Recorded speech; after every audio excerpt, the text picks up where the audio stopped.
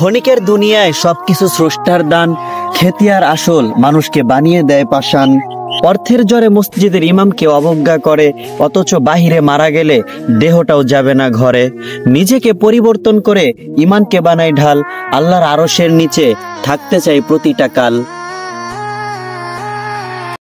এই পৃথিবীতে আত্মীয় স্বজন বলতে কিছু হয় না, অর্থ আর স্বার্থ না থাকলে কেউ পিছন ফিরেও তাকায় না।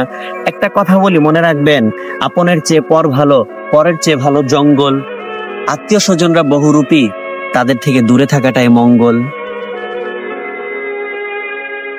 চাচাদের আসল রূপ দেখা যায় বাবার মৃত্যুর পরে, ওই মির্জাফরও হার মানে কিছু কিছু চাচার তরে। আপন ভাতিজারে পর বানায় সম্পদের লোভে, জায়গা জমির জন্য তারা সবই পারে ভবে। ধন সম্পত্তি তার সাথে যাবে বলেন, সাথে যাবে তার পাপ। এই দুনিয়া শেষ হলেই শুরু হবে হিসাব।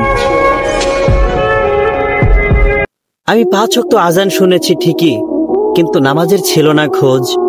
নামাজ পড়লে পাপ মোচন হবে জেনেও পাপেই ডুবেছিলাম রোজ। আমি গুনাহকে বানিয়েছি সঙ্গী, আর অহংকারকে বানিয়েছি চাদর। এই দুনিয়ার সবকিছু দুনিয়াতেই রবে, সঙ্গী হবে অন্ধকার কবর।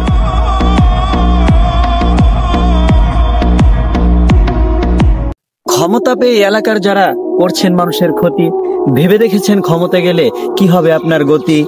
অতিরিক্ত ভালো নয় কিছু, জ্ঞানী লোকে কয়, নাচানাচির পরেই কিন্তু মানুষের ধ্বংস হয়। ছন্দে ছন্দে বলছি কথা, শোনেন দিয়া মন, আপনার এই ক্ষমতার ভাইজান গ্যারান্টি কতক্ষণ? তাই সময় থাকতে মানুষের জন্য করেন ভালো কিছু, পাপ কখনো বাপকে ছাড়ে না, থাকে পিছু পিছু।